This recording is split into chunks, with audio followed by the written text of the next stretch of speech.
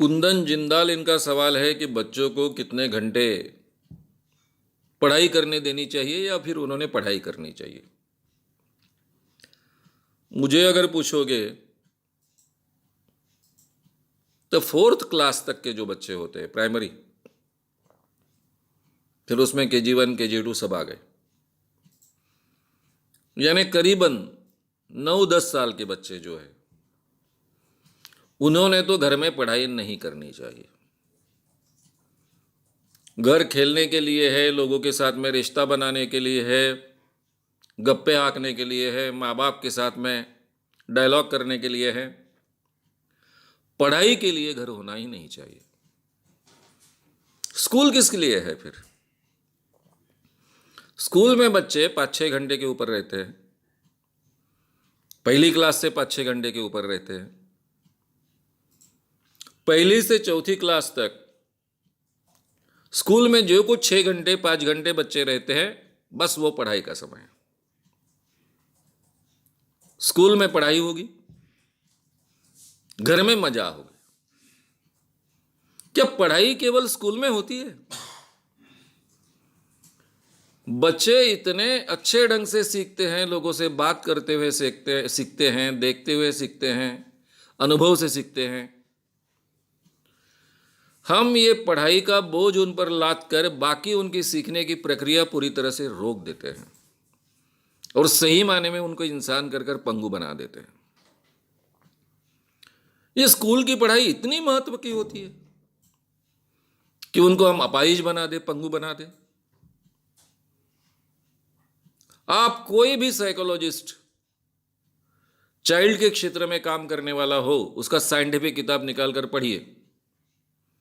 9-10 साल के बच्चों को पढ़ाई करने के लिए कोई भी आपको कहेगा नहीं। स्कूल उसी लिए होता है। होमवर्क तो बिल्कुल देना ही नहीं चाहिए। जो स्कूल इतने छोटी उम्र में बच्चों को होमवर्क देता है,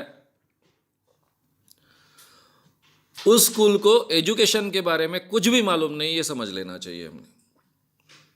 अनसाइंटिफिक स्कूल है, ये समझ लेना चाहिए हमें। इसलिए अब जो भी साइकोलॉजिस्ट है दुनिया के, बच्चों के क्षेत्र में काम करने वाले, वो कहते हैं कि पढ़ाई ये स्कूल की जिम्मेदारी है, टीचर्स की जिम्मेदारी है, माँ बाप की जिम्मेदारी नहीं है। और बाद में भी 5वीं क्लास से अगर दिया जाता है होमवर्क, तो वो इतना छोटा चाहिए कि आधे घंटे के ऊपर उनको घर में पढ़ाई करने की आवश्यकता नहीं करनी चाहिए। वो भी इसलिए कि खुद स्टडी करने की आदत गिरनी चाहिए। इसलिए होमवर्क का मतलब माँ बाप होमवर्क कर दे ऐसा तो नहीं होना चाहिए, या फिर ट्यूशन के टीचर होमवर्क करा दे, ये तो नहीं होना चाहिए। होमवर्क बाद में क्यों दिया जाता है? होमवर्क का उद्देश्य क्या होता है? होमवर्क का उद्देश्य यही होता है कि केवल आपको खुद पढ़ाई करने की आदत गिरनी चाहिए। वो भी साधारणतः 5वीं 6वीं के बाद में ही देना चाहिए, ऐसा माना जाता है। यानी 11-12 साल के या 11 साल के बच्चे बनेंगे तब, उसके पहले नहीं। अब ये जो मैं बातें आपसे कह रहा हूं, ये बातें अमल में लाने वाले स्कूल्स आपको ढूंढने पड़ेंगे, जो स्कूल्स ये प्राथमिक साइकोलॉजी के नियम अमल में लाते हैं।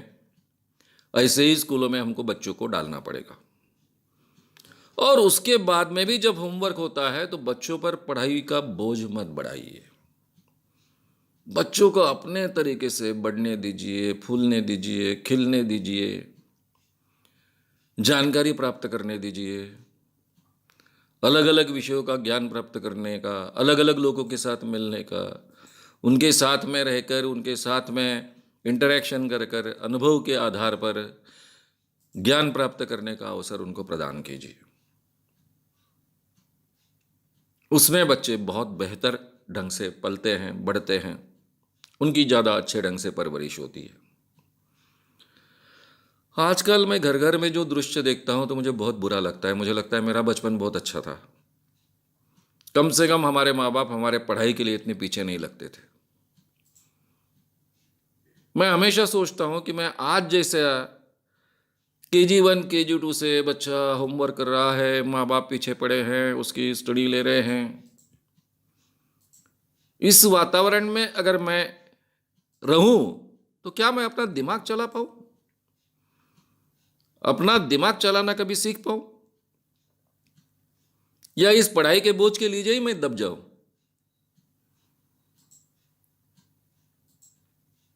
भाई पढ़ाई क्या चीज है?